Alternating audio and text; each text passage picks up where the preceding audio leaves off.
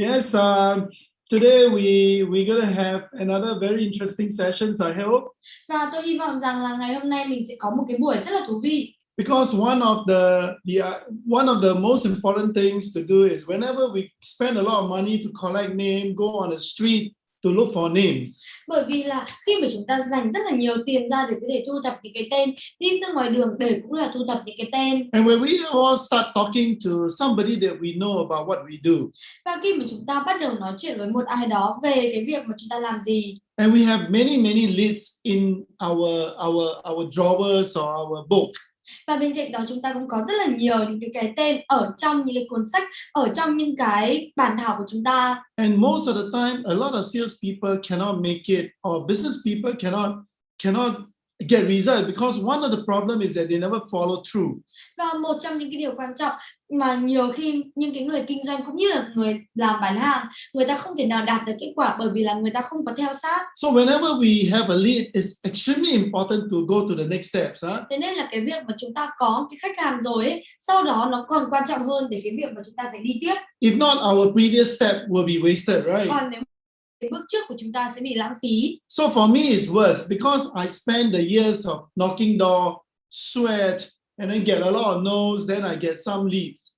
Và đối với bản thân tôi thì thậm chí nó còn phí hơn, bởi vì là tôi dành cái buổi sáng của tôi ra để đi gõ cửa, để đổ mồ hôi, để nỗ lực rất là nhiều để có thể là có được những cái tên đó. So to me, follow up is very important. Vậy thì đối với bản thân tôi, cái việc mà theo sát thì cực kỳ Right. quan trọng. Because if you don't follow up, all the effort are wasted. Bởi vì là nếu mà bạn không theo sát thì tất cả những cái nỗ lực nó đều bị lãng phí. So it is important to be focused and to be disciplined. Thế nên là cực kỳ quan trọng để có thể là tập trung, để có thể là kỷ luật. And to be very consistent. Và để có thể cực kỳ là kiên định. Yes, today important steps is actually making an approach. Và đúng vậy, cái bước tiếp theo chính là cái bước tiếp xúc với khách hàng. Yeah, why do we need to make an approach? Vậy thì tại sao chúng ta phải cần phải tiếp cận?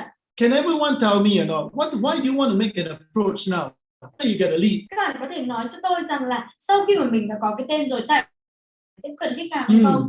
What can you comment or not? Why do we want to make an approach? Các bạn có thể comment ý kiến của mình cho tôi được không? Sau khi mà mình có cái tên, tại sao chúng ta cần phải tiếp cận với khách hàng? Yeah, why? Anyone?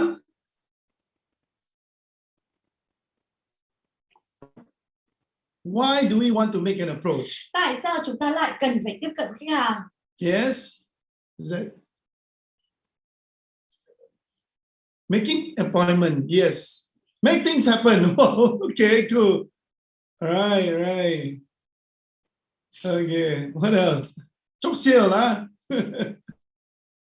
Cool, nice.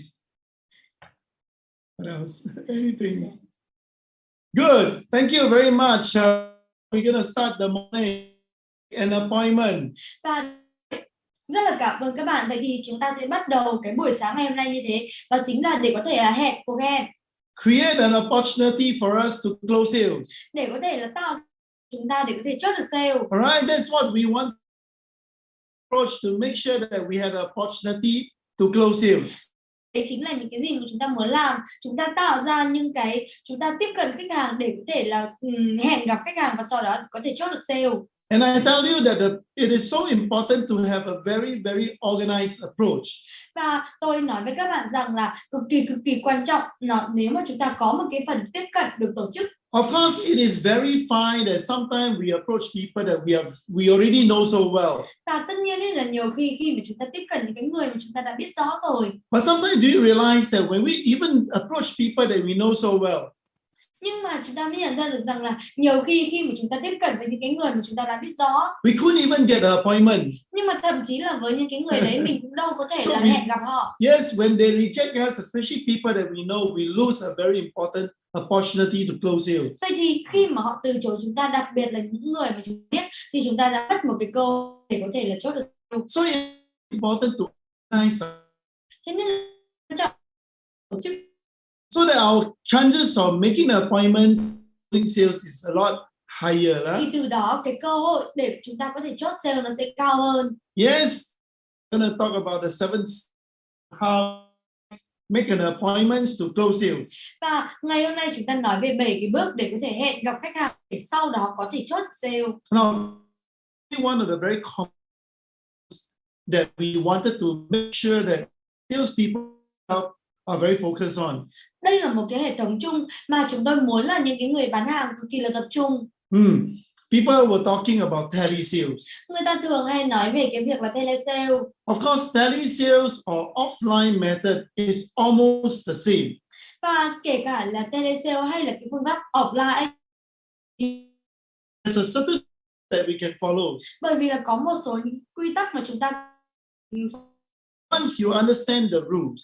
Một khi mà các bạn đã hiểu được cái quy tắc, so that you can create the script, for example, around the rules. Thì các bạn sẽ có thể là tạo ra những cái kịch bản ở xung quanh cái quy tắc đấy. Alright, and you can speak about the content of your words around the rules of the scripts. Và sau đó là mình sẽ nói về những cái nội dung mà nó xoay quanh cái kịch bản, xoay quanh cái quy tắc.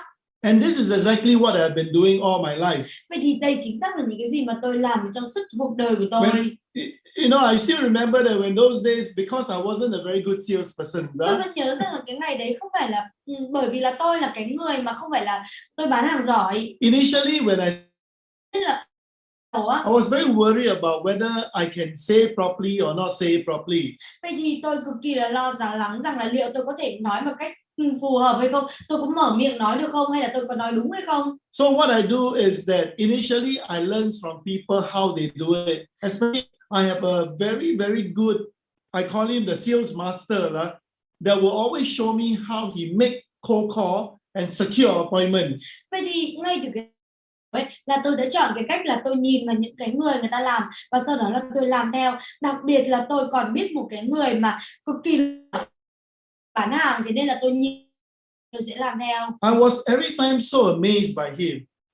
Tôi cực kỳ là ngạc nhiên bởi anh ấy. His voice is very cool. Cái giọng nói của anh ấy cực kỳ là cool. He say very simple sentence.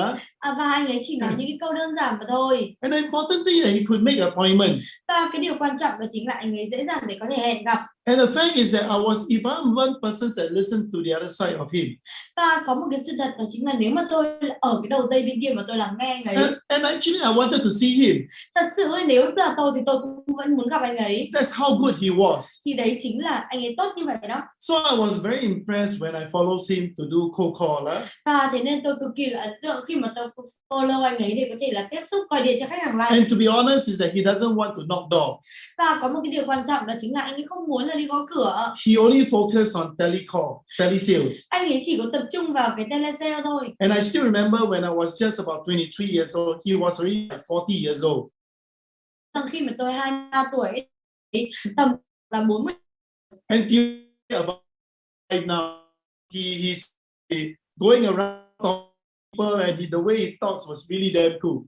Và đến ngày hôm nay thì anh ấy đã khoảng 75 tuổi rồi và anh ấy vẫn đi ra ngoài kia và anh ấy vẫn nói chuyện với mọi người và cái cách của anh ấy nói nó vẫn ngầu như cái ngày nào. And I think I never and will never be like him. Tôi trước đó là tôi nghĩ rằng là tôi không bao giờ có thể như anh ấy. Because he has his own trademark, meaning his personality when he calls. Bởi vì là anh ấy có kịch bản riêng của anh ấy, cái tính cách khi mà anh ấy gọi điện. And of course I got mine too. Và tất nhiên you wanted to be effective like him and like me. Vậy thì cái câu hỏi đặt ra rằng là liệu chúng ta muốn có hiệu hay là như tôi? Must be a space that có một số những cái cách nhất định để tôi có thể học. Because I can never be like him. Bởi vì là tôi không bao giờ có thể là giống hệt anh ấy. You can never be like me, right? Và bạn cũng không bao giờ có thể giống hệt tôi. So how do we learn? Vậy thì chúng ta học như thế nào? The best thing to learn is to have a certain principle steps. Vậy thì cái cách để học đó chính là chúng ta phải có được những cái nguyên tắc từng cái bước một. Remember the keywords. Để có thể nhớ những cái từ chủ chốt. That means you must always follow the rule. Có nghĩa rằng là cái quy tắc đầu tiên chúng ta luôn luôn phải follow cái quy tắc. And the second is to make sure you remember. Và quan trọng đó chính là hãy đảm ở những chính. Next thing is to keep on. If you are not sure like me, I remember the script that I wrote. Và bạn bạn không nhớ như tôi thì bạn có thể là viết cái đó, mà bạn nếu mà bạn như tôi thì bạn có thể là viết cái kịch bản ra và bạn phải ghi nhớ học thuộc nó. And I'm very careful. Và tôi cực kỳ là cẩn thận. After I write it, I memorize. Sau đó là tôi thử. And after a while, I keep adjusting it Cứ dần dần nên là tôi điều chỉnh until the point that I am okay. và cho đến một cái thời điểm ấy mà tôi cảm thấy rằng tôi ok. Because my closing ratio gets better. Bởi vì là cái tỷ lệ chốt của tôi nó càng ngày càng tốt hơn. I do. Thì đấy là. And today I also wanted to recommend this systems to you. Và ngày hôm nay tôi cũng muốn giới thiệu cái hệ thống này cho các bạn. Because we know that a lot of us, like right now, we are at home. Và bởi vì tại sao? Bởi vì tôi biết được rằng là chúng ta nhiều người ở nhà. Chúng ta có thể là gọi hàng mà because you guys is saying that I got nothing to do. Bởi vì nếu mà các bạn cứ nói rằng này Kênh, tôi không muốn gì để làm. Maybe it's true, maybe it's true. Có thể là nó đúng nhưng mà có thể nó cũng sai. Maybe you have not done your project 100. Có thể là do bạn chưa có làm xong cái dự án 100. So that's the reason why yesterday I was suggesting you come on, do your project 100, man. Đấy là lý do tại sao mà ngày hôm qua tôi mới gợi ý cho các bạn rằng là làm cái dự án 100 đi. You can't have nothing to do. Bạn không thể nào mà không có cái gì để làm cả. Because we are in business. Bởi vì là chúng ta đang làm kinh doanh. If we are not talking to people, we are not in business. Nếu mà chúng ta không nói chuyện với người khác thì chúng ta đâu có đang làm kinh doanh đâu. Whether you are inviting him to attend a seminar. Kể cả là bạn có mời anh ấy đi tham dự hội thảo. Or attend the 21 day Zoom mentorship. Hay là các bạn mời anh ấy tham dự cái chương trình Zoom 21 ngày mentorship cùng Kênh bay. Participate in some program. Hay là những cái chương trình. Every do to approach the person to create something. Vậy thì mỗi cái thứ mà chúng ta làm, chúng ta với cái người đấy để có thể đạt được một số thứ. Because in this case we are talking about an appointment or getting somebody or inviting some you or for an occasion. Và tất nhiên nên là trường hợp này chúng ta nói đến cái việc tiếp cận để có thể là người đấy đến một cái địa điểm, mời những người đấy nói có một gì. Approach a person, right? Và tôi thường như tôi đã nói là sẽ có hai cách thường đấy là người ta sẽ có thể dùng để tiếp cận. One way is to make a call. Đầu tiên đó chính là gọi. Many of it telesales. Và nhiều người trong số các bạn gọi là telesale. Another way is to see to face. Và một cái cách khác đó chính là đi gặp mặt trực tiếp. Now, for us, to me, in sales, if you are focusing on sales, when you use a phone to do a Zalo invite, when you do a Zalo invite, meaning that you blast it to 100 people to invite them to meet or to go to a Zoom meeting. Vậy thì đối với bản thân tôi, cái việc các bạn dùng cái điện thoại xong các bạn gửi những cái tin nhắn qua Zalo, gửi những cái lời mời qua Zalo cho người á. This to people like us in sales, consider approach. Và nhưng nếu mà các bạn làm như thế đối với những cái người như chúng tôi ở trong bán hàng thì chúng tôi không coi đó là cái cách tiếp cận. Because as a businessman and a businessman, we want to be in control. Bởi vì là cái người kinh doanh, là cái người bán hàng, chúng ta cần phải ở trong cái quyền kiểm soát. So, usually when we blast out a lot of messages to invite people, whether it's in Zalo, in Singapore, we use WhatsApp, and of course, you does a lot of this Facebook or social media invites. Vậy thì khi mà chúng ta gửi hàng đống những cái tin nhắn qua Zalo, thông qua như ở Singapore thì chúng tôi dùng WhatsApp, còn ở Việt Nam thì các bạn cũng dùng rất là nhiều Facebook chẳng hạn. So to us to me this is called pre-approach. Vậy thì đối với những cái người bán hàng như chúng tôi coi cái bước gửi tin nhắn như thế này là trước khi tiếp cận mà thôi. Because to me I don't have control. Bởi vì bản thân tôi nếu mà làm như thế thì tôi không có quyền kiểm soát. If I throw something out in the internet, nếu mà tôi cứ vứt một thứ gì đó ở trên internet, I got to pray to God. Tôi vẫn phải ngồi và cầu trời. Someone will turn up for my Zoom. Rằng là một số ai đó thì sẽ đi đến cái tôi. Someone will reply me in my Zalo to say I want to come. Cầu xem là ai đó có thể là nhắn tin lại cho cái Zalo của tôi rằng là tôi muốn đến. But I don't do that. Nhưng mà đối với tôi thì tôi không làm cái đó. This to me approach. Đối với bản thân tôi thì cái này nó không phải là tiếp cận. This to me is a pre-approach activity. Cái này nó đối với tôi là cái bước trước khi tiếp cận. Because Because in sales we cannot wait. Bởi vì là ở trong bán hàng chúng ta không thể chờ đợi được. We need to get confirmation. Chúng ta cần phải có được những cái thông tin. The person's message us and say that look here, I want to come, I better call him, right? Và chúng ta cần phải có được cái quyền kiểm soát, và kể cả là cái người đấy người ta có nhắn tin với bạn là tôi muốn đến thì vẫn tốt hơn là cái việc mà chúng ta sẽ gọi cho họ. To make sure that I secure his presence. That means his attendance. Sẽ tốt hơn là các bạn nên gọi cho họ và đảm bảo rằng là bạn đảm bảo được là cái sự chú ý của anh ấy. So first is that the approach is really about committing. Vậy thì những cái tiếp cận ở đây nó là cái chúng ta phải cam kết. Alright, so remember the digital approach, all the sort of things what we call considered pre-approach. Vậy thì về những cái mà về kỹ thuật tiếp cách kỹ thuật số hay những cái đó nó chỉ được coi như là cái bước trước khi tiếp cận thôi. The approach steps is still very important. Cái bước tiếp cận này vẫn cực kỳ quan trọng. Alright, so in this, let's all sit down today and spend some time to discuss on the steps to making approach. Vậy thì tất cả chúng ta đều ngồi lại ngày hôm nay để có thể là thảo luận với nhau về những bước để có thể là tiếp cận khách hàng. And of course, we are discussing everything about the pre-approach and the making of the approach. Và tất nhiên là chúng ta đi đến hai cái bước tiếp theo, đó chính là các hoạt động trước khi tiếp cận vào khách hàng. These four steps we call it the prospecting, or we call it find the persons to close sales. Vậy thì 4 cái bước là cái giai đoạn mà chúng ta gọi là khách hàng tiềm năng, hoặc là chúng ta gọi là tìm kiếm. After we find, then we're able to win sales, right? Sau khi mà chúng ta tìm kiếm, chúng ta mới có thể chiến thắng. Now today, I hope to have you all walk away with this system. Và ngày hôm nay tôi thực sự muốn các bạn học được cái hệ thống này. The systems, the 7 steps for you to probably help yourself and help your team to fix up the script. 7 bước mà có thể là giúp bản thân bạn cũng như là giúp đội nhóm của các bạn để có thể là tạo một cái kịch bản. Alright, so the script is always 7 steps. Vậy thì cái kịch bản này nó luôn luôn là 7 cái bước. Of course, the first step is always greeting. Và tất nhiên là cái bước đầu chính là chào hỏi. Now, greeting is very important because you actually create a positive energy from the start. Cái việc chào hỏi cực kỳ là quan trọng, bởi vì ngay từ thời đầu các bạn sẽ tạo ra cái năng lượng tích cực.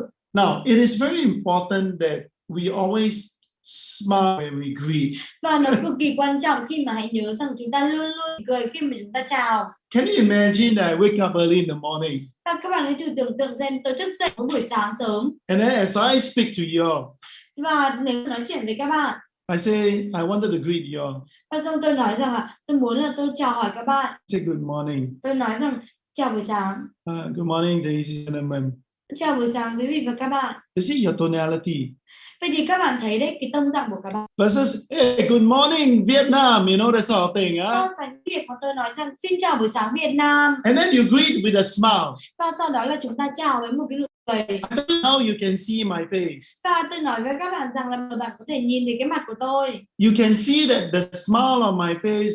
And then when I say good morning to you, và bạn có thể thấy được là cái khuôn mặt của tôi nếu mà tôi mỉm cười. Và khi tôi nói rằng chào buổi sáng các bạn, it is something with energy. Thì nó là cái gì đó với những cái năng. Now, greeting a person when you make an approach is super important. Vậy thì cái việc chào hỏi một người khi mà các bạn tiếp cận ấy cực kỳ quan trọng. Try do it to people around. Và hãy thử làm nó với những cái người mà xung quanh các bạn. Like what I do every time I get into the morning and when I go into the office. Và giống như kiểu là những cái gì mà tôi làm mỗi buổi sáng.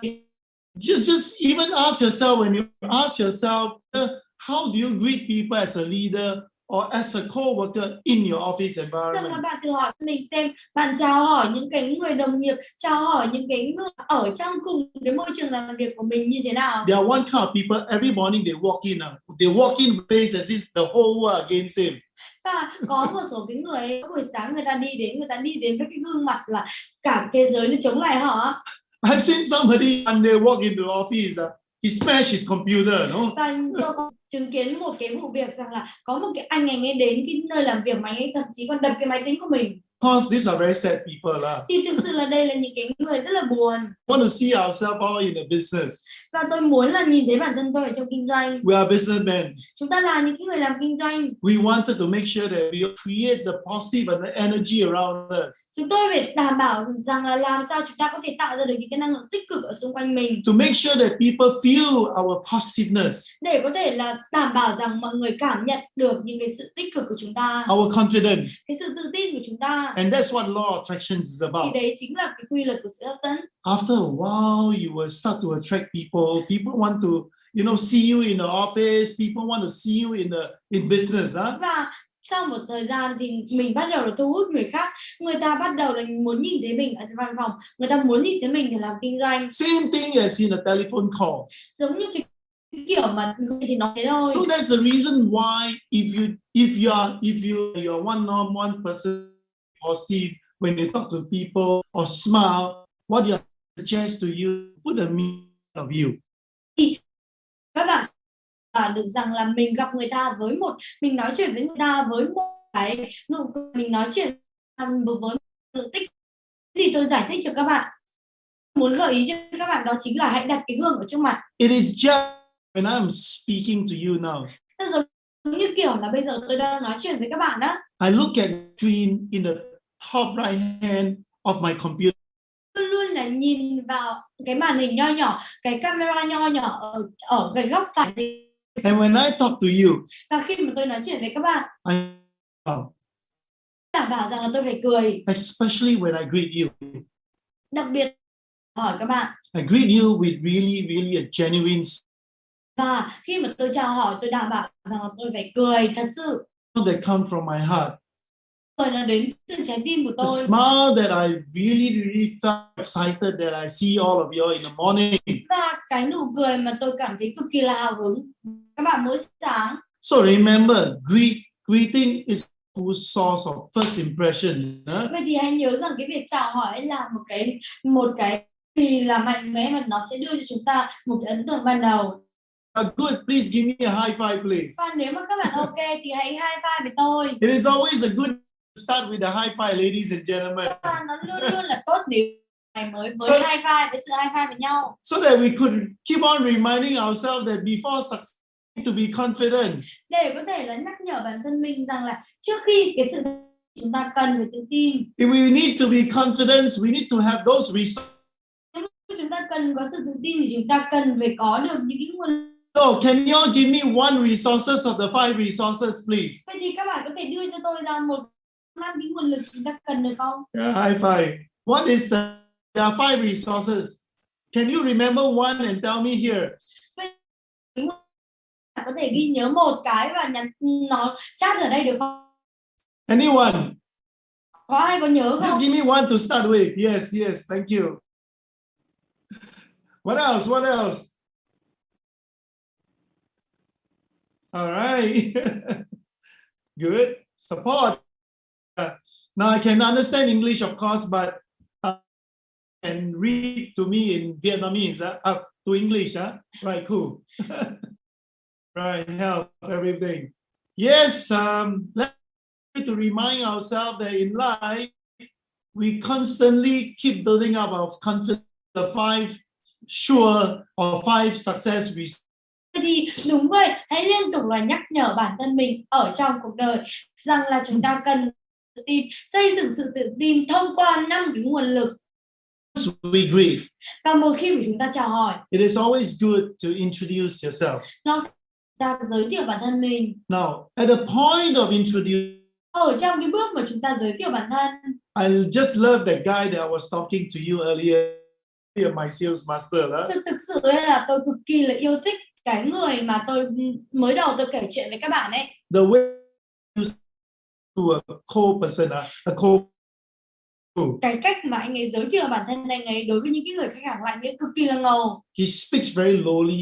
I mean, he speaks very in his lower voice and he speaks very slowly. Và anh ấy nói với một cái giọng nó thấp hơn và anh ấy nói chậm rãi. Example is like, good morning, good morning. Và ví dụ như là ban đầu anh ấy chào buổi sáng. This is Jane speaking. Tôi là Jane. Can I have a minute over the phone with you? Liệu rằng tôi có thể xin bạn 1 phút qua điện thoại được không? It's like he's able to for him, he's able to slow down. Vậy thì bạn có thể thấy rằng là đối với anh ấy là anh ấy có thể là chậm lại. Keep a slightly lower voice. Và anh ấy giữ cho cái tông giọng của anh ấy nó thấp hơn một xíu. And the other persons on the other side feel like, wow, this guy is like confidence and professional. Và cái người ở đầu dây bên kia người ta ê cái người này quá là ngầu, anh ấy cực kỳ là tự tin và anh ấy rất là chuyên nghiệp. He makes sure that people on the other side knows who is calling. Vậy thì anh ấy đảm bảo được rằng là cái người ở bên đầu dây bên kia người ta biết được rằng ai đang gọi đến. It's like, good morning, he raised, and then this is Ken speaking from ABC companies. Giống như kiểu là ban đầu chúng ta chào buổi sáng, khi mà sau chào buổi sáng chúng ta cao giọng lên một chút và sau đó mình nói rằng là đây là Ken đến từ công ty ABC. So you notice that a lot of telemarketers, a lot of people that are not experienced. Vậy thì các bạn có thể để ý được rằng rất là nhiều những cái người mà gọi điện thoại sale không có kinh nghiệm. This is the part they lose, they give away, meaning they lose out. Đây là những cái bước mà người ta bỏ qua, người ta không có quan tâm đến cái bước đó. The moment he can greet well. Và cái khoảnh khắc mà anh ấy có thể chào hỏi tốt. The moment he doesn't introduce himself properly. Nhưng mà nếu mà cái khoảnh khắc mà anh ấy không có giới thiệu bản thân thích đáng. But if I call you out, good morning, then you say okay, yes, good morning. Và ví dụ như là tôi gọi cho bạn và tôi bảo là chào buổi sáng và bạn nói rằng ok chào buổi sáng. I'm Ken Bay from ABC company. Và xong tôi mới nói rằng tôi là Ken Bay đến từ công ty ABC. You hit the second notes that you are not so confident. Right, you're not prepared, or you are just excited, anxious.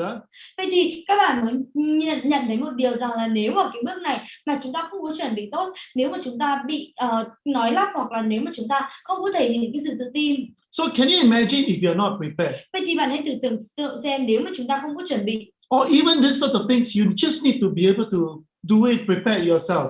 Hoặc là những cái như thế này là các bạn chỉ cần chuẩn bị bản thân mình thôi. So one strategy is to try to lower down your tone by a little bit lower. Vậy thì một cái chiến lược đó chính là hãy cố gắng để hạ cái tông giọng của mình xuống một chút xíu. Slow down a little bit. Chậm lại một chút. Introduce yourself. Và giới thiệu bản thân. Think about maybe most of the time we talk to people that you know. Và tất nhiên là nhiều khi là chúng ta cũng sẽ nói chuyện với những người mà chúng ta biết. That's fine. Thì cái điều đó nó ok. But we are talking about people that like a warm lead to a cold lead kind of thing. Nhưng mà nếu mà chúng ta nói chuyện với những cái người mà từ khách hàng ấm cho đến khách hàng lạnh, the cold and the warm leads even needs you to be very professional. Vậy thì những cái người ấm và lạnh thì người ta càng cần chúng ta trở nên chuyên nghiệp hơn. Of course, number 3 step is the permissions to talk. Và tất nhiên là cái bước thứ ba đó chính là xin phép để có thể nói chuyện. Now the reason why we need to ask permission because we wanted to make sure he gave us the full attention and to make sure that they give us the time. Và tại vì sao chúng ta cần phải xin phép nói chuyện, bởi vì là chúng ta muốn đảm bảo được rằng là anh ấy thực sự là chú ý vào chúng ta và anh ấy cho chúng ta thời gian. Like for example, ví dụ như can I have a minute of your time over the phone, please? Liệu tôi có thể xin một vài phút qua điện thoại với bạn được không? So if the person say yes, và nếu mà cái người đấy nói là yes có, I treat it as a permission. He allows me to talk to him for 1 minute or 2 minutes. Thì tôi coi nó như là một cái sự cho phép và anh ấy cho phép tôi để có thể nói chuyện với anh ấy trong vòng 1 hoặc là 2 phút. So the trick is this. Vậy thì cái mẹo nó là như thế này. Make sure the person time. Đảm bảo rằng là cái người đấy người ta cho bạn thời gian. So that he won't say no later. Thế nên là sau khi mà người ta nói có rồi thì sau đấy người ta đâu có thể nào là nói không nữa. It's like, can I have 2 minutes of your time over the phone, please? Ví dụ như là liệu có thể cho tôi xin 2 phút thời gian của bạn qua điện thoại được không? Then as you try to talk. Và nếu mà bạn cố gắng để nói. He said, no, I'm not free. Và sau đó người ta mới nói rằng, ê tôi không có rảnh đâu. But John, you give me 2 minutes of your time, Nhưng mà này John, bạn nói với tôi rằng bạn cho tôi 2 phút rồi mà. So you see that what we want is to secure the time. Vậy thì các bạn thấy đây những cái gì mà chúng ta muốn, đó chính là chúng ta đảm bảo thời gian. So if you give us the yes, he later cannot say no later. Thế nên là khi mà anh ấy đã đồng ý rồi thì tôi có thể nói không được nữa. Yes, of course you're going cold call, you probably slam the phone, no? Và tất nhiên khi mà chúng ta nói chuyện gọi điện lạnh ấy thì tất nhiên là nhiều người ta còn dập máy. If not, people that you know, they will not, just say cannot, because they promise you they give you 2 minutes. Còn nếu mà không, những cái người mà người ta đã biết bạn rồi thì người ta chỉ có chờ đợi thôi, bởi vì là người ta cho các bạn 2 phút rồi mà. Yes, step is what we call the purpose of calling. Và đúng là cái bước mục đích của gọi. What do you mean by the purpose of calling? Vậy thì cái mục đích của gọi ở đây có nghĩa là gì? You need to, in a very short sentence, be able to arouse the interest of I'm going to go use John throughout my training. That John, my purpose of calling is 1, 2, 3, 4. This statement that you made must be, wow, that's interesting. Và tôi sẽ sử dụng cái người là John để xuyên suốt cái bài học của chúng ta ngày hôm nay. Ví dụ như ở cái bước mà mục đích cuộc gọi là các bạn phải đưa ra một cái câu ngắn để có thể là khơi gợi cái sự hứng thú với John. Ví dụ chỉ cần như là John là mục đích cuộc gọi của tôi ngày hôm nay là ABCD. Sau khi mà John nghe thì John cảm thấy rằng là khá là hứng thú đó, khá là thú vị. These statements that you do, you often need to try. Vậy thì những cái câu nói này mà mình nói thì mình thường là cần phải thử. And adjust your content along the way. Và cần phải liên tục là điều chỉnh cái content, cái nội dung xuyên suốt cái quá trình. Because your purpose of calling is the part that John will listen to you and say, what is this about? I'm keen to know. Nếu mà cái mục đích của cuộc gọi mà chúng ta nói thì John sẽ có thể nói rằng là cái đấy là cái gì vậy, tôi khá là hứng thú để biết đó. Now, usually at this point it's very linked to what we call the FAB, your features, your advantage and the benefits to the person. Vậy thì thường ấy là cái bước này nó sẽ liên kết một chút đến cái FAB, đó chính là cái tính năng, cái lợi thế và cái lợi ích của sản phẩm. So the content is at this point very important. Thế nên là cái nội dung ở cái bước này cực kỳ quan trọng. And you need to think very hard. You need to think very carefully when you deal with your leads. Nên chúng ta cần phải nghĩ cực kỳ rõ ràng khi mà chúng ta phải xử lý với cái người khách hàng. How do you want to arouse the person's interest to the point that they want to see you? Là như thế nào để mình có thể khơi gợi cái sự hứng thú của họ đến cái mức mà họ muốn gặp bạn? You know that I give you some example. Tôi đi cho các bạn ví dụ. John, my company has developed a products that will make your family very happy. Và này John, công ty của tôi công ty của tôi có phát triển một cái sản phẩm mà sẽ khiến cho cái gia đình của bạn cực kỳ là hạnh phúc. We have developed a solutions that help your business to increase sales by 30%. Hoặc là này John, công ty tôi có một cái giải pháp để có thể là giúp cái doanh số bán hàng của các bạn sẽ tăng lên 30%. John, if you put aside $1 a day, nếu mà bạn chỉ cần bỏ ra $1 mỗi ngày thôi, I can guarantee you become a millionaire at the age of 60, for example. Tôi đảm bảo với các bạn rằng là bạn sẽ trở thành triệu phú ở cái độ tuổi là 60. John, I got this very unique product. Vậy thì John này, tôi có một cái sản phẩm cực kỳ độc đáo như thế này. You can just pay so little and get very huge benefit. Would you be keen? Mà chúng ta chỉ cần trả một cái khoản rất là nhỏ thôi, nhưng mà chúng ta có cái lợi ích vô vàn. Bạn có hứng thú hay không? John, I understand that you are looking out for this watch. Và này John, tôi biết được rằng là bạn đang tìm kiếm cái đồng hồ này. John, you're very lucky. John là bạn cực because I happen to have this watch with 50% discount. Bởi vì là tôi đã từng có được cái đồng hồ này với 15% giảm giá. So John, do you want to put aside maybe $100 to get a $1,000 within 16 days, for example? Vậy thì ví dụ như là bạn nói rằng là này John, bạn có muốn là bỏ ra $100 và bạn sẽ lấy lại được là $1.000 trong vòng 17 ngày hay không? So the examples that I'm giving you. Vậy thì cái ví dụ mà tôi cho các bạn. It is where you need to arouse John interest over the phone. Thì đấy là cái bước mà chúng ta cần phải khơi gợi sự hứng thú của John thông qua điện thoại. It must be something that John says that you are quite different, huh? Và nó phải là một số cái thứ gì đó mà John nói rằng nó khá là khác biệt. It's not like John listened to one salesman. Insurance là, you know. Và nó không phải là cái việc mà khi mà John lắng nghe và John mới nói rằng lại bảo hiểm hả? From the bank là sick and tired of it. Và ví dụ như là John có thể dễ dàng đoán ra rằng bạn gọi điện từ ngân hàng phải không? Or that, oh no, another nuisance, another person that irritates me. Hoặc là John nói rằng lại một cái người bán hàng mới mà khiến cho tôi mệt mỏi. So this is very important, especially when you create the statements to state the purpose of your calling. Thế nên là cái này cực kỳ quan trọng, rằng là khi mà các bạn đưa ra một cái câu mà để có thể là thiết lập được cái mục đích của cuộc gọi. Is everyone okay? I'll give you the example later. Và các bạn có ok không? Về sau thì tôi sẽ cho các bạn nhiều ví dụ hơn. If it's okay, give me a 1. If it's not so okay, you're not clear, give me a 2. Và nếu mà các bạn ok thì cho tôi số 1, và nếu mà không rõ thì cho tôi số 2. I don't believe that it's a 3. Everyone don't know, right? It's always a 1 or 2. Và tôi không tin rằng là nó có cái số 3 này. Now, remember to follow the rule. Và hãy nhớ rằng để có thể là tuân theo cái quy tắc. Because every time when I notice there's a lot of people that wanted to learn about telesales and telesales. Bởi vì là tôi biết được rằng có rất là nhiều người muốn học về cái sale or cold call. hoặc là gọi điện like. But there is a rule to all these things. If you learn it, you can apply it. Và đây chính là cái quy tắc cho tất cả những cái thứ đó. Nếu mà các bạn học được thì các bạn sẽ áp dụng I được. mean, it doesn't work for me overnight. Và nó không thể nào mà xảy ra với tôi qua một đêm được. Since I need to do cold call, Bởi vì là tôi cần phải gọi điện like. I need to find a way that I can become successful at least to get result. Thế nên là tôi cần phải tìm một cái nơi mà ít nhất là tôi cũng trở nên thành công để có thể đạt được kết quả. So once you are able to get the John in this case to be okay, what is it about? They'll ask you, what is it about? Vậy thì ví dụ như ở trong cái trường hợp này, John đồng ý và John nói rằng là ok, cái đấy nó là cái gì vậy? Remember, I make many calls. Hãy nhớ rằng là tôi có thể gọi rất là nhiều cuộc gọi, Especially cold call. đặc biệt là gọi like. Wrong number là. Sai số. I talk to him before I talk only he slammed the phone, no? Và trước khi mà tôi nói thì nhiều người ta cũng giật cái máy lại. And some best you call them, they scold you, no? Và nhiều khi bạn gọi cho họ, họ còn mắng bạn cơ. There will be some number of them that are prepared to listen to you. Thì có thể là trong cái số đó thì có một số những cái người mà người ta sẽ chuẩn bị lắng nghe từ bạn. I tell you my attitude towards this sort of thing. Tôi nói với các bạn cái thái độ của tôi mà đến với những cái trường hợp như thế này á. My attitude is that okay, you don't listen to me, it's your loss, not my loss. Vậy thì cái thái độ của tôi đó chính là ok, nếu bạn không lắng nghe từ tôi thì là bạn đang mất đi, không phải là tôi mất cái gì đâu. I have a great idea that has benefited a lot of people. Tôi có một cái ý tưởng tuyệt vời mà sẽ đem lại lợi ích cho nhiều người. If you don't allow me, it's just your loss. Nếu mà bạn không cho phép tôi để nói thì bạn đang mất mà. Not mine. Không phải là tôi.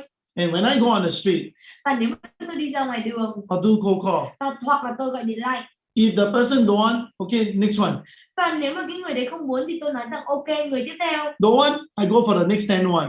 Và nếu mà bạn không muốn thì tôi đi sang 10 người So tiếp theo. to me is that cold call is a large number game. Vậy thì bạn nhớ rằng là đối với bản thân tôi, cái gọi like nó là quy luật số lớn. So from cold call, Vậy thì từ cái gọi like, big number, cực tập trung vào cái số lượng lớn, then slowly go to a warm leads. và dần dần thì nó sẽ đến với khách hàng ấm. My job is that I know the person a little bit. Và cái công việc của tôi là chính là tôi biết cái người đấy khá là một chút rồi. I got lesser people slamming the phone, scold me, you know. Thì tôi sẽ có ít cái người mà chửi tôi có ít những cái người mà dập máy hơn. Of course, from the hot to the sure close. Và tất nhiên là từ cái người nóng cho đến cái người chắc chắn chốt. The no get lesser and lesser, right? Và những cái câu trả lời no thì nó càng trở nên ít hơn và So ít hơn. I must tell you that I'm a bit fortunate. Vậy thì I'm a little bit lucky. và tôi nói với các bạn rằng là tôi có một chút may mắn. I start with a cold call. Tôi bắt đầu với những cái người gọi điện like. So when I go down to the sure close and all that, it gets very easy, ma. Thế nên là khi mà tôi đi đến những cái người mà chắc chắn chốt vào người ấm ấy thì nó dễ dàng hơn với tôi. Because I already internalized my script. Bởi vì là tôi đã thần tục hóa cái kịch bản của tôi rồi. I become professional. Tôi trở nên chuyên nghiệp. So remember, don't give up. If you are doing cold call, it's always a number game. Vậy thì hãy nhớ rằng đừng có bỏ cuộc. Nếu mà chúng ta gọi lạnh ấy, thì nó chỉ là một cái trò chơi số lớn mà thôi. We will be stupid if we cannot do the hot leads, huh? Và chúng ta có thể là cảm thấy ngớ ngẩn bởi vì nếu chúng ta không làm được đối với những cái người khách hàng nóng. Yeah. So now let's move on to what happens when the persons are aroused. Vậy thì cái điều gì nó diễn ra khi mà cái người này đã được khơi gợi cái sự hứng thú? Close. Và chính là chúng ta phải chốt.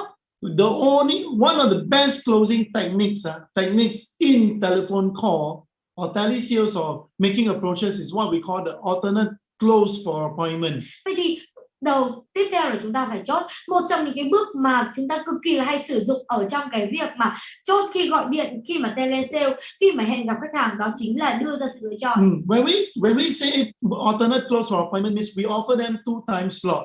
Vậy thì những cái gì mà tôi nói ra khi mà nói rằng là đưa ra sự lựa chọn, mà chính là chúng ta đưa cho họ hai cái sự lựa chọn. Can I see you at 2 o'clock? Would you prefer 4 o'clock today? Rằng là tôi có thể là hẹn gặp bạn vào 2 giờ hay là bạn thích 4 giờ hơn. Can I see you today or tomorrow? Tôi có thể hẹn gặp bạn vào ngày mai hay là ngày nay hay là ngày mai. Can we have lunch or dinner? Rằng là liệu là chúng ta có thể ăn trưa cùng nhau hay là ăn tối cùng nhau. Do you prefer to see a horror movie or action movie? Và bạn muốn là xem một cái phim sợ về phim kinh dị hay là bạn muốn là xem một cái phim hành động? Would you prefer to meet me for breakfast or a coffee in the afternoon? Vậy thì bạn muốn là gặp tôi vào cái buổi sáng hay là bạn muốn gặp tôi vào cái buổi chiều? So when you offer 2 options, vậy thì khi mà chúng ta đưa ra hai cái sự lựa chọn, the person you need to make a decision out of two options or give you another objection. Cái người mà đưa ra chúng ta nói chuyện với họ ấy, thì họ phải lựa chọn một trong hai sự lựa chọn hoặc là đưa cho bạn một sự lựa chọn khác. That is where objections come, right? Vậy thì đấy khi mà cái sự từ chối nó sẽ đến. Oh, Ken, I got no time. Và người ta nói rằng là ê tôi không có thời gian đâu. Ken, I got no need. Rằng là Ken tôi không có cần. Ken, I don't believe in salespeople lah.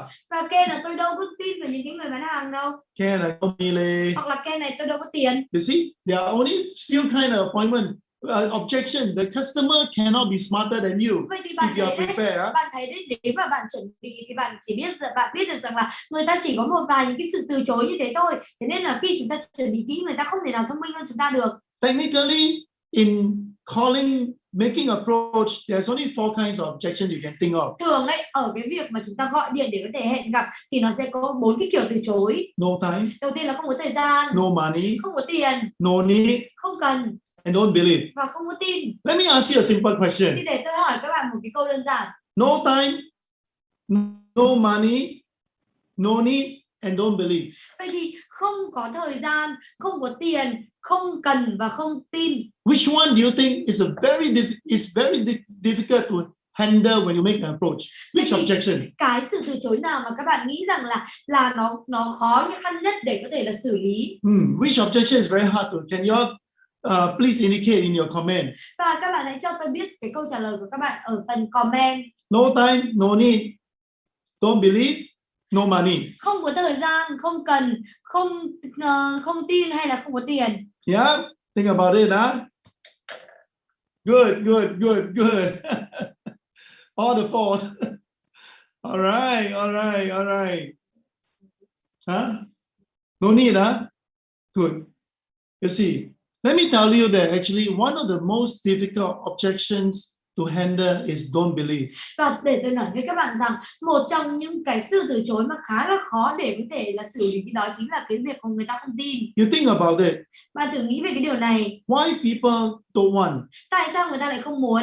It's because they don't trust you. Bởi vì là người ta chưa They tin don't trust the bạn. salesman. Người ta không có tin những cái người bán Especially when hàng. you make a cold call. Đặc biệt là khi mà các bạn gọi lại. These are scammer, don't listen to them. Và người ta thường nói rằng mấy cái người này lừa đảo, không có cần lắng nghe. Yeah, so you see that don't believe is because of a person's experience. Vậy thì các bạn thấy đấy, cái việc mà không tin ấy là cái việc của những cái người mà người ta đã có kinh nghiệm. If you are no time, nếu mà các bạn không có thời gian, let's agree with another time. Thì hãy đồng ý với một thời gian khác. Maybe today you are not free. Thì có thể là ngày hôm nay bạn không rảnh. Let's arrange on the weekend. Vậy thì hãy cùng lên kế hoạch và cho cái ngày cuối tuần. Now, Mr. John. Vậy thì này Mr. John, I'll be surprised that you want to buy now. Tôi cực kỳ ngạc, nếu mà bạn muốn mua từ bây giờ thì tôi còn ngạc nhiên hơn cơ. If you are concerned about no money. Nếu mà bạn lo lắng về cái việc mà không có tiền. My job is to see people. Và cái công việc của tôi đó chính là gặp người khác. Explain to people what I do. Và phải giải thích với người ta rằng là tôi làm gì. I'll be happy that if you like what I do. Và tôi cực kỳ là hạnh phúc nếu mà bạn thích những cái gì mà tôi làm. And we can do business together. Và chúng ta có thể làm kinh doanh cùng với nhau. Alright. So John, I'll be surprised at the moment you need it. Và này John, nếu mà thời điểm này mà bạn nói với tôi rằng bạn cần thì tôi mới ngạc nhiên cơ. But of course I speak to a lot of people of your level. Và tất nhiên là tôi đã nói với rất là nhiều cái người mà ở cùng cái tầng lớp. They find this solution very interesting to their business. Người ta nói rằng là cái giải pháp này cực kỳ là thú vị đối với cái business của họ. At the end of my meeting. Và cho đến cái cuối cùng, cho đến cái cuối của cái buổi hẹn. Many of them were probably not in the market now to test, for example. Và nhiều người trong số họ thậm chí còn không ở trong cái thị trường để có thể đầu tư. And some of them will, of course, feel that it's good. Let's go ahead. Nhưng mà một số người, rất là nhiều người ta cũng nói với tôi sau cái buổi hẹn đó chính là cái điều này nó tốt, chúng ta có thể mua hàng. And another group of people, they look at it and say, hey, my boss, I think will like it. Và còn một số người ấy, sau khi mà người ta nhìn vào cái đấy mà người ta còn nói với tôi rằng tôi nghĩ là cái người ông chủ của tôi cần đó. And of course, at the end of the day, I'm not going to take you a long time. Và cho đến cuối cùng thì tôi cũng không tốn các bạn nhiều thời gian. If you at the end of the meeting, if you think that there's no interest of you, it's okay. We still keep in touch, right? Và hãy nhớ rằng là cho đến cuối cùng khi mà tôi mà thuyết trình xong rồi mà bạn nói rằng là bạn không có cần hay bạn không có hứng thú thì nó vẫn ok, chúng ta vẫn cứ giữ liên lạc là được rồi. There's no need. Thì đấy chính là cái sự lựa chọn là không cần. When I tell you that I don't believe you. Và khi mà tôi nói với bạn rằng là tôi không có tin bạn. I tell you this more difficult. Thì tôi nói với bạn rằng cái này nó càng khó để xử lý hơn. So how I handle don't believe. Vậy thì tôi sẽ xử lý cái việc là không tin như thế nào. Always remember that when a person don't believe because he may have some bad experience. Và hãy nhớ rằng khi người ta nói rằng người ta không tin nên là thường người ta sẽ có một số những cái kinh nghiệm tồi. Some unprofessional salesperson call him and irritates him. Người ta trải nghiệm một số những cái người mà không chuyên nghiệp ấy, người ta gọi điện cho họ và người ta làm phiền họ. Maybe he has been scammed by some salespeople. Hoặc là anh ấy có thể là bị lừa dối bởi một số những cái người bán hàng. So he's very careful. Thế nên là anh ấy cực kỳ là cẩn thận. He don't believe. Anh ấy không có tin. Alright. So the belief part is that what we do is that we try to narrow it down to John. When you say you don't believe because you don't have time, or you don't need at the moment, or you don't have money. Và mình có thể là khiến cho nó hẹp lại. Mình hỏi rằng là, ê John, bạn nói rằng là bạn không tin, có thể là bởi vì là bạn không có thời gian à, hay là bạn không có tiền, hay là bạn nghĩ rằng là bạn không cần. Yeah, I don't have money again. Thế xong là cái người đấy mới nói rằng là, ê thực ra là tôi không có tiền á. Oh John, I see. Like I said, John là tôi biết rồi. Like I said, John, I'll be surprised that you want to buy it. Như là tôi đã nói đó, John, tôi cực kỳ là ngạc nhiên nếu mà bây giờ bạn nói là bạn muốn mua. What I'm trying to do today, John, is to get some time, a bit of your time to explain to you what I do now. Và này John, như là tôi đã nói là tôi chỉ cần một cái khoảng thời gian nho nhỏ của bạn mà thôi để tôi có thể giải thích với bạn nó là cái gì. So normally after you handle objection, you must always go back to close for appointment.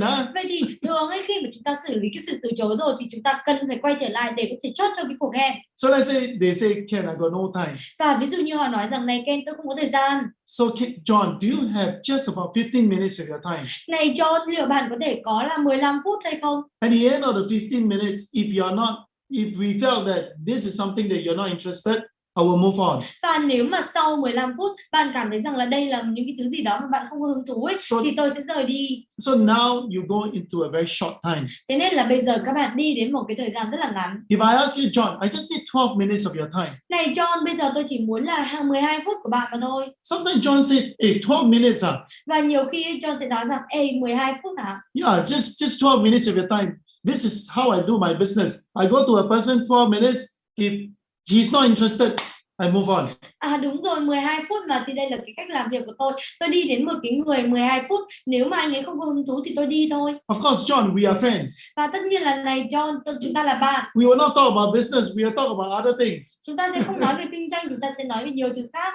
Yeah, and sometimes we need to go back to our purpose of calling again. Thế nên là nhiều khi chúng ta lại phải quay lại cái mục đích của gọi.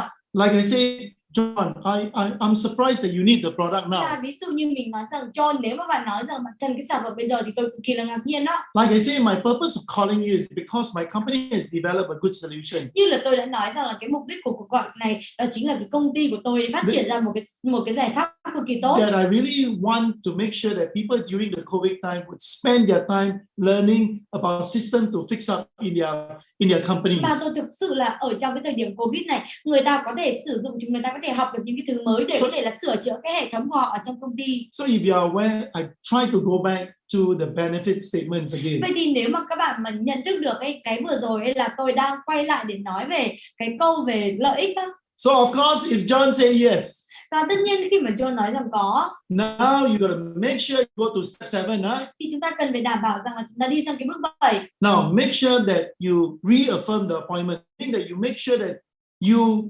John put in their diaries. Và tất nhiên ấy, là ở cái bước này chúng ta phải đảm là chúng ta phải xác nhận lại cái cuộc hẹn, đó chính là phải làm sao để John ghi lại cái cuộc hẹn này vào trong cái lịch của anh ấy. For example, ví dụ John, lần này John, this appointment is very important to me.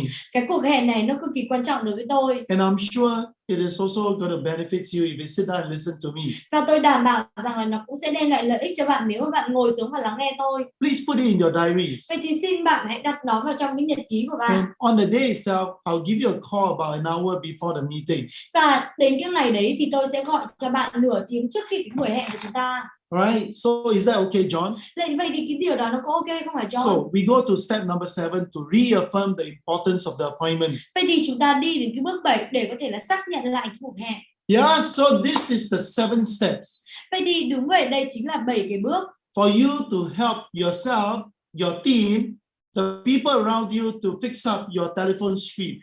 để có thể cho bạn, để giúp bạn, giúp đội nhóm của các bạn để có thể là thiết kế ra một cái kịch bản gọi điện. Remember, this trick is you can use it on cold, warm, hot, and another short close. Hãy nhớ rằng là những cái bước này, cái kịch bản này các bạn có thể là sử dụng nó cho những cái người mà lạnh, nóng, ấm và chắc chắn chốt. In any case, it's consistent. Và ở trong cái trường hợp nào thì nó vẫn kiên định. Situation change, right? Những cái tình huống sẽ thay đổi. Cold, you likely to have people closing up on the phone, no? Và đối với những cái khách hàng cuộc gọi lạnh ấy thì nhiều khi người ta còn dập máy. So I give you an example. Vậy thì tôi đưa cho các bạn một ví dụ. Let's do a role play. Hãy cùng làm một cái bài đóng vai. I got John here. Bây giờ tôi có John đây. Ken is calling. Và đây là đây là Ken. Now, remember, I also use the same thing when I approach people. Và cũng hãy nhớ một điều rằng là tôi sẽ làm cái điều tương tự khi mà tôi tiếp cận với người khác. When I do cold call, Khi mà tôi gọi lạnh, face to face, I use the same principle. và mặt đối mặt đấy thì tôi cũng sử dụng cái nguyên tắc tương tự. For example, over the phone. Và ví dụ như là đây là tôi đang gọi điện. Ring ring. Ring ring. John answer. Và John trả lời. Good morning, John. Xin chào buổi sáng John. Yes. Yes. What's so good about the morning? Có cái điều gì tốt vậy? John, I'm Ken Bay from ABC Companies. John à, tôi là Ken Bay đến từ công ty ABC. Do you have a minute over the phone? Liệu rằng có thể cho tôi một vài phút thông qua điện thoại được không? Yes, what is it about? Ok, nó là về cái gì vậy? John, you know that during these COVID situations, a lot of people are trying to learn new knowledge to improve their productivities in whatever they are doing now. Và này John, bạn có biết được rằng ở trong cái thời điểm Covid như thế này, nhiều người ta cố gắng học những cái thứ mới để có thể là tăng cái hiệu suất của người ta lên. And we have a program with able to increase your productivity even during the after your COVID situation. Và chúng tôi có một cái chương trình, thậm chí nó còn chúng tôi có một cái chương trình nó sẽ tăng cái hiệu suất của các bạn lên ở trong cái thời điểm Covid, mà thậm chí là còn sau Covid nữa. Can I invite you to come for our Zoom, please? Liệu rằng là bây giờ tôi có thể mời bạn để cùng học với tôi một cái buổi Zoom được không? Hey Ken, I don't believe in this thing, Lê. Ê này Ken, tôi không có tin vào mấy cái này à? Right? So you see, John, I'll be very surprised that you believe in it at the moment. Này John là nếu mà bây giờ mà bạn nói rằng là bạn tin ấy thì tôi còn ngạc nhiên hơn cơ. So what I want, break. Vậy thì bây giờ ngừng lại một chút. What I'm trying to do is to make sure that purpose of calling, you got to create this segment.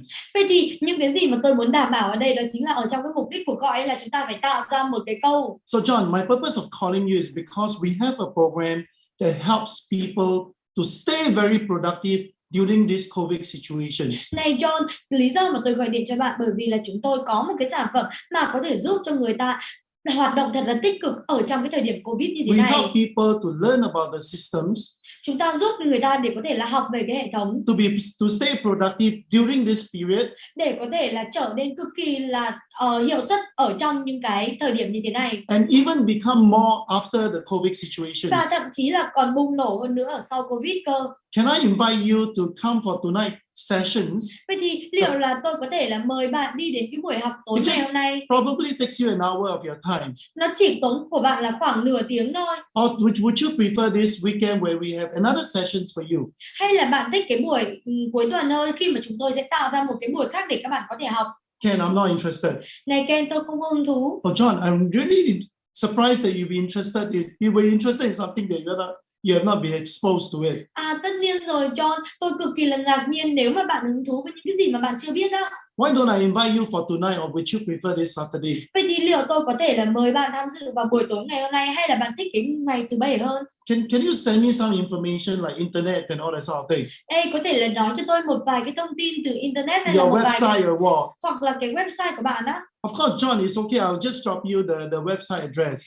Tất nhiên rồi John, là tôi có thể gửi cho bạn một tin nhắn về cái website. But in the meantime, there's limited seat, John. Nhưng mà thực sự là nó chỉ có một số những cái ghế nhất định mà thôi. Why don't I reserve you for today, tonight, or would you prefer Saturday? Tại sao tôi lại không thể đăng ký bạn vào cái buổi tối ngày hôm nay hoặc là cái buổi ngày thứ bảy? Hey, Ken, I don't think I need it. Ê này Ken, tôi không nghĩ là tôi cần nó đâu. Alright, I don't like to learn anything now lah. Tôi không có thích học cái gì bây giờ cả. Oh, you know that John, a lot of people, you won't be surprised. A lot of people that I talk to felt the same way like you. Và này John, bạn thì không ngạc nhiên đâu, bởi vì là tôi đã nói chuyện với rất là nhiều người và ban đầu người ta cũng nói mà người ta cũng cảm thấy như bạn. That is the reason why being a senior person in your company. Thì đấy là lý do tại sao mà làm một cái người mà cấp cao ở trong công ty của bạn. And that's the reason also why that I wanted to make sure that I invite you personally. Thì đấy là lý do tại sao mà tôi cũng phải đảm bảo rằng là tôi có một cái lời mời cá nhân dành cho bạn. This program has benefited a lot of leaders and their organizations. Cái chương trình này nó đã đem lại lợi ích rất là nhiều cho những cái người leader cũng như là cái tổ chức của We họ. have really wowed them with the system. Chúng tôi đã thực sự wow họ với cái hệ thống. And we have many testimonies that says that they have improved, they increased their productivity by many times. Và chúng tôi cũng có rất là nhiều những cái phản hồi chứng thực rằng là người ta đã tăng được cái hiệu suất của người ta lên rất là nhiều lần. John, I don't think it's going to be a waste of time. Cho nên là tôi không nghĩ là nó sẽ tốn thời gian, nó sẽ phí thời gian của bạn đâu. And like I say, just 1 hour of your time to sit around, listen to on Zoom on our program. Và như là tôi đã nói, bạn chỉ tốn khoảng 1 tiếng thôi để có thể lắng nghe chúng tôi, lắng nghe chương trình của chúng tôi ở trên Zoom. So can I invite you tonight, or would you prefer Saturday? Vậy thì tôi có thể mời bạn tối hôm nay được không? Hay là bạn thích cái buổi ngày thứ Bảy hơn? So John got the answer, right? Vậy thì bây giờ John phải trả lời. I can't. I'm not sure I got the time tonight or next Saturday because you know I got to do a lot of things nowadays. Này Ken, tôi không có đảm bảo rằng là tôi sẽ có thời gian tối nay hay là ngày thứ Bảy, bởi vì là bây giờ tôi có quá nhiều việc phải làm. Like I said, John, tonight we were one session. Saturday we got 1, 2. Và như là tôi nói đó John, ngày hôm nay chúng tôi có 1 và thứ Bảy chúng tôi cũng có 1 buổi nữa. Maybe not this evening. Thì có thể là không phải buổi tối ngày hôm nay. Or Saturday. Hoặc là không phải là cái buổi ngày thứ Bảy. Oh, I'm sorry, I suggested the wrong time. Xin lỗi bởi vì là tôi đã gợi ý cái khoảng thời gian sai. Actually, we have another sessions on Sunday. Và thực ra là chúng tôi còn có một cái buổi nữa vào cái ngày Chủ nhật. And maybe next week about Monday we have another session. Hoặc là có thể là tuần sau vào cái ngày thứ Hai chúng tôi lại có một cái buổi nữa. Can I book you in for either of these dates, John? Vậy thì tôi có thể là đặt chỗ cho bạn vào hai cái buổi, một trong hai buổi đấy hay không? Got to pay money or not? Xong John mới nói rằng là có cần trả tiền hay không vậy? Yes, John. It only costs you about, you know, $50. Và đúng vậy John, là nó chỉ tốn của bạn khoảng 15 đô mà thôi. 50 đô mà thôi. I cannot afford. Và này Ken, nếu mà như thế thì tôi không thể trả tiền được. Like I said, this weekend is a preview to you. Và John nói rằng là tôi không thể nào mà tôi chi trả được, và Ken sẽ nói rằng là ok, cái buổi cuối tuần này nó sẽ là một cái buổi xem trước đối với bạn, học trước. I'll be surprised that you want to attend the course immediately. Nếu mà các bạn nói với tôi rằng là bạn muốn tham dự cái khóa học một cách ngay lập tức thì tôi còn ngạc nhiên hơn á. So why don't I invite you for the program? Vậy thì tại sao tôi lại không, bạn có thể để cho tôi mời bạn vào chương trình được không? Would Sunday be good or would you prefer the following Monday? Bạn có thể là tham dự vào cái ngày Chủ nhật hay là cái ngày thứ Hai nó sẽ tốt hơn. John will okay lah, you put me on Sunday. Và ví dụ như John nói rằng ok, bây giờ có thể là ok, đăng ký cho tôi vào thứ Hai đi. Thank you, John. Vào Chủ nhật đi. Thank you, John. I'm sure that your time will not be wasted. Ok, cảm ơn John, tôi đảm bảo rằng là cái thời gian của bạn sẽ không bị lãng phí. I will send you an invite now. Tôi sẽ gửi cho các bạn lời mời. John, because you are a very important person to me. John này, bởi vì là bạn là cái người cực kỳ quan trọng đối với tôi. And I want to make sure that you attend the program. Và tôi muốn đảm bảo rằng là bạn sẽ tham dự cái chương trình. Can you put a note in your diary, please? Liệu rằng bạn có thể ghi một cái ghi chú ở trong nhật ký của bạn được không? And on the day itself, I'll remind you. Và cho đến cái ngày đấy thì tôi sẽ nhắc nhở bạn. Is that okay, John? Thì cái điều đấy nó ok hay không? Okay. Ok. Thank you, John. I'll see you soon. Cảm ơn John, tôi sẽ gặp lại bạn, hẹn gặp lại bạn sớm. Example. Vậy thì đấy là một cái ví dụ. Now, this is an example of inviting somebody for a Zoom preview maybe. Thì ví dụ như là đây là một cái ví dụ mà sẽ mời một người nào đó để tham dự một cái buổi Zoom, một cái buổi Zoom thử chẳng hạn. You notice that I handled about 7 times no. Vậy thì các bạn để ý thì tôi đã xử lý 7 cái câu trả lời no. A lot of people, when the John say no, they say thanks. Okay, they hang up. Rất là nhiều những cái người bán hàng khi mà John nói rằng là no ấy thì người ta dập máy, người ta cũng không làm gì nữa, người ta bỏ máy xuống luôn. Sometimes I feel that you make a call and you are doing productive thing, you are doing the right thing. Và nhiều khi tôi nghĩ rằng là nếu mà chúng ta gọi điện mà chúng ta làm những cái thứ mà nó có hiệu suất. But I always feel that people are just not doing the right thing right. Nhưng mà tôi mới nhận ra một điều rằng là người ta đâu có làm những cái điều đúng đắn một cách đúng đắn đâu. You got to be prepared and handle the no's. Các bạn cần phải chuẩn bị và phải xử lý cái sự từ chối. You know that things like what I do now. Và các bạn hãy thử nghĩ xem những cái gì I can mà tôi repeat làm. to you in any occasion. Tôi có thể lặp lại với các bạn ở bất cứ địa điểm nào. Tôi đưa cho các bạn một cái ví dụ. Good morning, John. Chào buổi sáng, John. I'm Ken May from ABC Company. Tôi là Kênh đến từ công ty ABC. My purpose of calling you, can you have a minute over the phone? Bạn có thể cho phép tôi một vài phút nói chuyện được không? My purpose of calling you is because I have a solution that will increase your productivity by 30%. Và cái lý do mà hôm nay tôi gọi cho bạn bởi vì là tôi có một cái giải pháp tăng cái hiệu suất bán hàng của các bạn lên 30%. Can I see you tomorrow at 2 o'clock? Would you prefer 4 o'clock? Tôi có thể gặp bạn vào 2 giờ ngày mai hay là bạn thích 4 giờ hơn? Okay, I'm not interested. Ê này Ken, tôi không có hứng thú. John, I'm surprised that you'd be interested in something that you have not seen before. Này John, những cái thứ mà bạn chưa biết thì tất nhiên là bạn không có hứng thú rồi. That's the reason why people like me exist, huh? Thì đấy là lý do tại sao những cái người như tôi tồn tại. Why not this way? Can I see you tomorrow 2 o'clock? Would you prefer 4 o'clock for me to explain to you this solution? Vậy thì có thể như thế này được không? Tôi có thể hẹn gặp bạn 2 giờ hoặc là 4 giờ ngày mai thì bạn thích hơn. Can you send me some brochures? Ê này Ken, có thể gửi cho tôi một số những cái tờ rơi trước được không? I'll love to send you some brochures, John. Này John, tôi cực kỳ là vui nếu mà tôi được gửi cho bạn những cái đó. But it's going to take you half an hour to understand these brochures. Nhưng mà nó sẽ tốn của các bạn khoảng 30 phút để có thể đọc được những cái đấy cơ. I just need 15 minutes of your time. Can tomorrow 2 o'clock be good or would you prefer 4 o'clock? Và tôi chỉ cần khoảng 15 phút của bạn để giải thích thôi. Thì tôi có thể hẹn gặp bạn vào 2 giờ ngày mai hay là bạn thích 4 giờ hơn? Ken, I got no time. Và này Ken, tôi đâu có thời Oh, gian I'm đâu. sorry, I suggested the wrong time.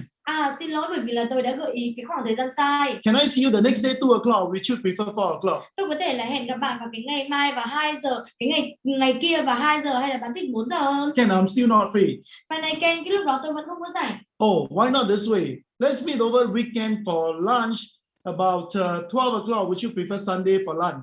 Vậy thì ok, vậy thì có thể là chúng ta sẽ gặp nhau vào cái ngày thứ Bảy vào cái buổi ăn trưa hay là chúng ta gặp nhau vào cái ngày Chủ nhật vào buổi ăn trưa? Ken, I don't think I got money to do all this, Lee. Ê này Ken, tôi không nghĩ là tôi có tiền để trả cho những cái này. Well, John, at the moment, I'm not trying to sell you anything at the moment.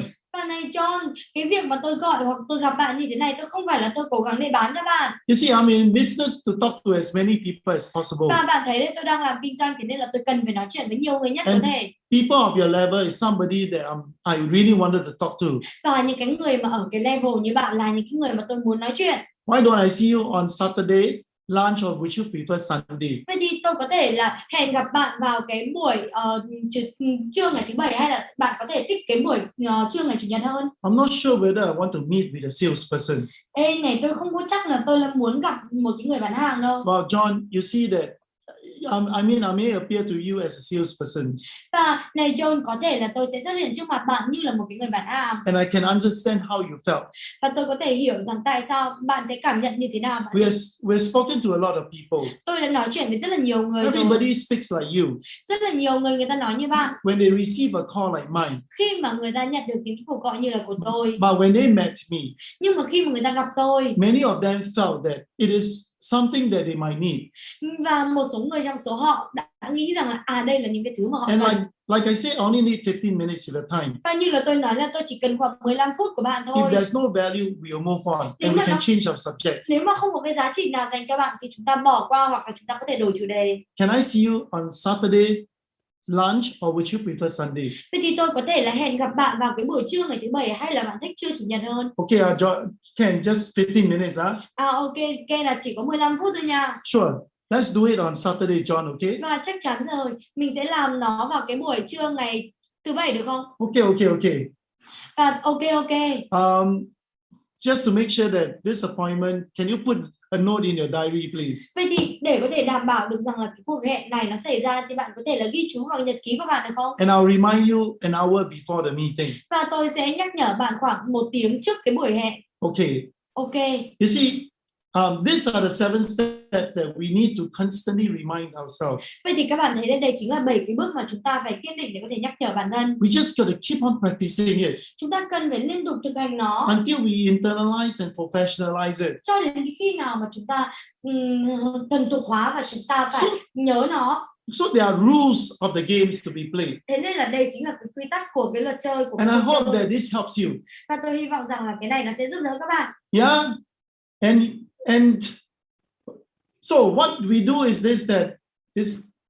do is you must remember this. Vậy thì những cái gì mà chúng ta làm đó chính là chúng ta phải nhớ cái điều này. When you design your street, khi mà chúng ta mà thiết kế một cái kịch bản to make an approach, để có thể là tiếp cận khách hàng, you gotta understand the psychologies of why people would give you the appointment. chúng ta phải hiểu được cái tâm lý rằng là tại sao người ta lại cho chúng ta cái cuộc hẹn. The only reason that people would give you the appointment Cái lý do mà người ta đưa cho chúng ta cuộc hẹn is because they are greedy bởi vì là người ta có cái lòng tham or love. hoặc là người ta có cái tình cảm. When they say greedy, Nếu mà chúng ta nói về cái lòng tham á, remember we focus on the purpose of calling. hãy nhớ rằng chúng ta tập trung vào cái mục tiêu của cái cuộc gọi. When people buy because of greed and love only. Và người ta có thể mua bởi cái lòng tham hoặc là tình yêu. So let me ask you a very straightforward question. Vậy thì để cho tôi hỏi bạn một cái câu hỏi đơn giản. Is it easy to sell on greed or love? Vậy thì nó dễ hơn nếu mà chúng ta bán theo cái lòng tham hay là bán dựa trên cái tình yêu. Especially when you are making an approach to secure a meeting. Đặc biệt hay là các bạn tiếp cận khách hàng để có thể là hẹn gặp. Then when I say that is greed, I'm talking about some are very positive greed and some are negative greed. Và khi mà chúng ta nói về cái lòng tham ấy, không phải là cái lòng tham là những cái tiêu cực, mà một số cái lòng tham nó vẫn là những cái tích cực. For example, if you attend this program, we'll increase your productivity by 100%. Ví dụ như chúng ta nói rằng là nếu mà bạn tham dự cái chương trình này thì chúng tôi sẽ tăng cái độ hiệu suất của các bạn lên 100%. If you attend this course, Nếu mà bạn tham dự cái khóa học này, I'm going to teach you how you can make your staff more happy. tôi đảm bảo với bạn rằng là bạn sẽ khiến cho cái nhân viên của bạn hạnh phúc hơn. So that you can increase your earning by twofold. Và từ đó thì bạn mới có thể là tăng cái hiệu suất của các bạn lên. That is greed, huh? Thì đấy chính là cái lòng So tham. people are driven by greed. Thì người ta được thúc đẩy bởi cái lòng tham. Because they want to have big gain. Bởi vì là người ta muốn nhận được cái lợi ích lớn. Not just the pain. Không chỉ là cái nỗi đau. Right? You know that your customers always have the pain point. Thế nên là cái người khách hàng người ta luôn luôn có những cái điểm đau. They also want to have the gain. Nhưng mà bên cạnh đó thì người ta cũng muốn có được một số những cái lợi ích nữa. Gain has got a lot to do with greed, Và những cái lợi ích đấy nó có rất là nhiều thứ cần phải làm với I want lòng to tham. be a millionaire. Ví dụ như là tôi muốn trở thành triệu phú. I want to have a millionaire to take care of my family. Tôi muốn trở thành triệu phú để có thể là lo lắng cho gia đình của tôi. So this is what we call gain. Vậy thì đây là những cái gì mà chúng ta gọi là cái lợi ích. And people also have their pain. Và bên cạnh đó người ta cũng có những cái nỗi đau. For example, look here, Ken. If you were to take care of this problem in your family, và you will be able to make everyone happy. Đảm bảo rằng này Ken, nếu mà bạn phải xử lý cái vấn đề này của gia đình thì bạn phải đảm bảo rằng tất cả mọi người đều hạnh phúc. So you focus on the pain. Vậy thì chúng ta tập trung vào cái nỗi đau. That's the reason why a lot of scripts are designed on gain. That's the greed part of it. Thì đấy là lý do tại sao rất là nhiều những cái kịch bản này nó được thiết kế dựa trên cái lòng tham. So that's the reason why a lot of us, when we design, like a consultant like us, if we design a script, we always focus on the gain, which is the greed. Vậy thì khi mà những cái người cố vấn như chúng tôi, khi mà chúng tôi thiết kế những cái kịch bản ấy, chúng tôi luôn luôn tập trung vào những cái lợi ích mà khách hàng muốn nhận được, và đó chính là cái lòng tham. Because sometimes the pain is not common. Bởi vì là nhiều khi là cái nỗi đau nó không có chung. You talk to one CEO of a company to the next CEO of a company, their pains are very different in their companies. Và có thể là từ cái người CEO này cho đến cái người CEO khác thì cái nỗi đau của họ không giống nhau. But the gains are very common. Nhưng mà cái ước muốn của người ta, những cái lợi ích mà người ta mong muốn nó là chung. Increase your sales productivity by 100%. Người ta đều muốn là tăng cái năng suất bán hàng lên 30%, 100%. In the COVID situations, if you learn all this system, you can fix it up and increase your productivity by 100%. Và ở trong cái thời điểm Covid như thế này, nếu mà các bạn học được thì các bạn có thể sửa chữa và các bạn có thể là tăng cái năng suất lên 100%. So your people, your customer want to hear the gain. Vậy thì những cái người mua ấy thì người ta muốn nghe những cái lợi ích. Right? So the person, like I said, they got no time, no money, no need, I don't believe. Và những cái người như là tôi nói, họ không có tiền, không cần, không có thời gian và So không tin. usually all the objection always center around these four objections. Vậy thì thường ấy, những cái sự từ chối nó sẽ xoay quanh 4 cái sự từ chối này. So remember, we design the purpose of calling based on greed and love.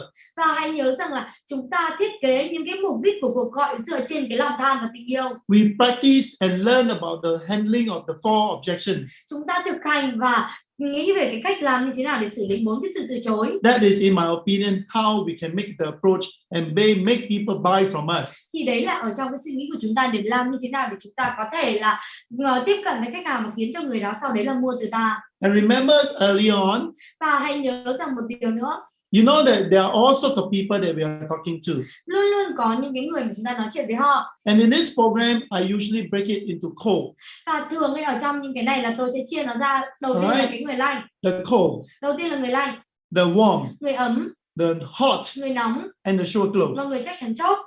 So you think about these 7 steps now. Vậy thì bây giờ các bạn nghĩ về 7 cái bước này. You notice that every kind of leads is different. Và bạn mới nhận ra một điều rằng là tất cả những cái người khách hàng này nó đều khác nhau. Example, when you greet a person. Ví dụ như khi mà chúng ta chào hỏi một người. Now you know that sure close is not very important, Và mình thấy rằng là cái người chắc chắn chốt thì không quan trọng lắm. It's like somebody that you live with. Bởi vì là cái người này có thể là cái người nào mà bạn chung sống với họ. Alright, it's not as important. Nó không cần thiết là để phải cẩn thận cái việc chào hỏi này. Of course, hot is like okay. You know the person already, ma. It's important, but not all important, huh? Và tất nhiên là cái người nóng thì bạn biết cái người này rồi mà nó có thể là quan trọng nhưng mà nó không quá là quan trọng. But smiling in a cold call is the most important. Nhưng mà cái việc mà các bạn mỉm cười đối với khách hàng lạnh ấy nó còn quan trọng hơn. So that's how I went through with you just now. Thì đấy là những cái gì mà tôi vừa đi qua với các bạn. You smile. Các bạn cười. Your pitch and your pace. Nhưng cái tốc độ cũng như là cái tông giọng của các bạn. The professionalism that you ask for permissions. Cái sự chuyên nghiệp của bạn khi mà các bạn hỏi cho phép nói chuyện. Your purpose based on greed or love. Cái mục đích của cuộc gọi dựa trên lòng tham hay là tình yêu. The 4 kinds of objections. Bên cạnh đó 4 cái sự từ chối. And professionally able to sign off with an reaffirmations of your appointment. Và cho đến cái cuối cùng ấy thì bằng cái sự chuyên nghiệp để có thể xác nhận lại cái cuộc hẹn. And then you see that look here. You look at the plus and the cross. Vậy thì bây giờ các bạn mới nhìn thấy rằng là nhìn vào đây các bạn nhìn thấy vào những cái phần mà gạch chéo cũng như là những cái phần mà dấu tích. Suggest to you how serious each kind of leads you can emphasize on. Nó đã gợi ý cho các bạn rằng là từng cái kiểu đấy thì các bạn sẽ có những cái mức độ như thế nào. Like I say that if you do a cold call. Như là tôi nói khi mà chúng ta gọi lạnh. You need to have more preparations. Chúng ta cần phải có nhiều cái sự chuẩn bị hơn. Maybe when you are calling on people that you sure close. Hoặc là chúng ta gọi những cái người mà chắc chắn chốt. You will probably be lesser off. Thì chúng ta sẽ có ít cái sự chuẩn bị hơn. Like for example, when you call on a sure close. Và có thể là khi mà chúng ta gọi cái người chắc chắn chốt. You already know the persons well. Các bạn đã biết cái người đấy rồi. Making sure that you already know the pain point very well. Đảm bảo rằng là các bạn đã biết được cái nỗi đau rồi. You just need to focus on the benefit statement. Thì chúng ta chỉ cần là tập trung vào những câu tuyên bố lợi ích thôi. Whereas when you do the call. Hoặc là khi mà các bạn tiếp xúc với khách hàng lạnh. You probably got to drive on the gains and the greed. Thì chúng ta cần phải làm những cái gì? Chúng ta phải thúc đẩy những cái lòng tham. Of course, when you are doing cold call. Và tất nhiên khi mà chúng ta gọi lạnh. You got much more objections to handle, right? Thì chúng ta càng có nhiều những cái sự hơn để có thể là từ chối. When you close the appointment. Nếu mà chúng ta chốt cái cuộc hẹn. Of course, sure close is easy. You just walk to the fella, no? Tất nhiên là cái chắc chắn chốt nó dễ hơn. Chúng ta chỉ cần đến người đó thôi. You can even joke about it. Và thậm chí là chúng ta còn có thể là bông đùa về cái điều đó. Make sure I see you, if not you die. For example, no? Sure close, you can do that, ma. Ví dụ như mình có thể nói rằng là đảm bảo là bạn đến gặp tôi nha, nếu không thì chết với tôi. Alright. So I hope you enjoy today's sessions on how you can create a script and to close your sales. Và đúng vậy, hy vọng rằng là các bạn tận hưởng cái bài học ngày hôm nay và có thể là các bạn sẽ tạo ra được một cái kịch bản mà có thể chốt được sale. Now, I know that there's a lot of telesales training around, Và tôi biết được rằng có rất là nhiều những cái đào tạo telesale ở ngoài kia. But please, we are Asian people. Nhưng mà hãy nhớ rằng chúng ta là những cái người châu Á. Sometimes it's very difficult to remember script.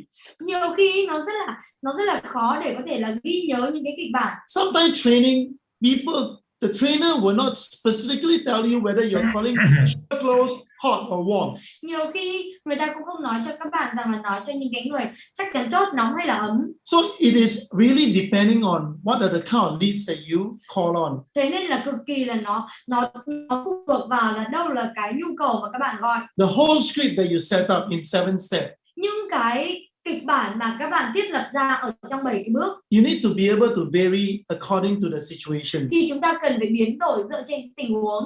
But make sure that we stay to the steps. Nhưng mà đảm bảo được rằng là chúng ta phải gắn liền với từng cái bước. It's only the emphasis. How well you emphasize on. Nó là cái bước, cái quan trọng ở đây là chính là các bạn phải tập trung và các bạn phải nhấn mạnh vào những Remember, bước quan trọng như thế nào. people will give you appointment and buy you.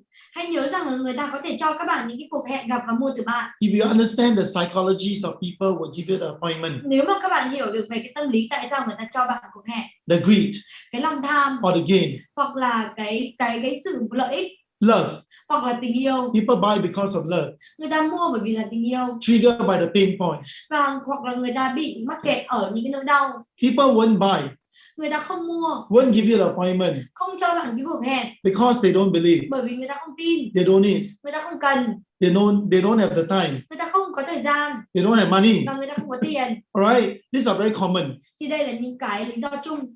Alright, and I hope that with this you have some fun this morning. Và tôi hy vọng rằng với cái điều đó các bạn đã có một số những And cái vui vẻ buổi sáng ngày hôm nay. I believe that I will be very surprised that this session is not going to help you.